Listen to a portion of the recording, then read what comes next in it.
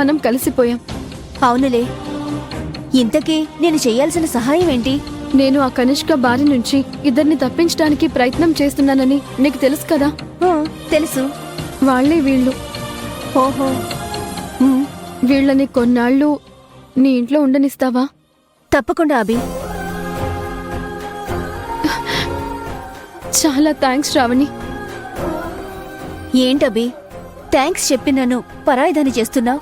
సొంత వాళ్లే నన్ను సరిగా పట్టించుకునే తరుణంలో ఆత్మ బంధువులా నువ్వు నాకు తోడు నిలుస్తున్నావు. నీ సాయం నేను ఎప్పటికీ మర్చిపోలేను శ్రావణి. అబ్బా, ఇంత పెద్ద భారీ భారీ డైలాగులు నేను మొయ్యలేనభి.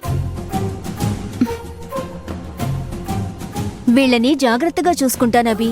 నువ్వు మాత్రం రాహుల్ గారిని ఎలా బయటికి తీసుకురావాలో, వీళ్ళకి ఎలా న్యాయం చేయాలో అవన్నీ చూసుకో.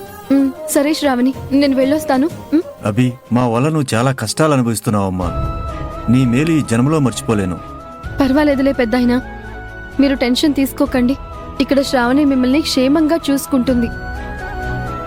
సరేనా? సరే, వస్తాను.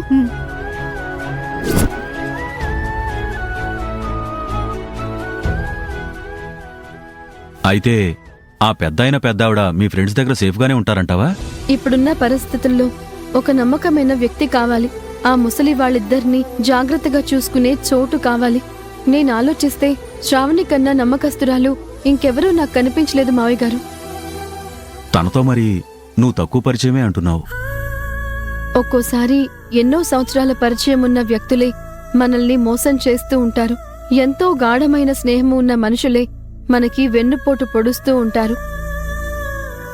అందువల్ల ఎంత పరిచయం ఉంది, ఎంత స్నేహముంది అనేది ఒక మనిషి మీద మనం పెట్టుకునే నమ్మకానికి కొలమానం కాదేమో అనిపిస్తోంది మావయ్య. నువ్వు చెప్పింది కూడా నిజమే అమ్మా. మన జీవితాల్లో ఎంతోమందిని చూస్తుంటాం. కొన్ని పెద్ద పెద్ద పరిచయాలు కూడా మోసాలు చేసి మన జీవితాల్లోంచి వెళ్ళిపోతాయి.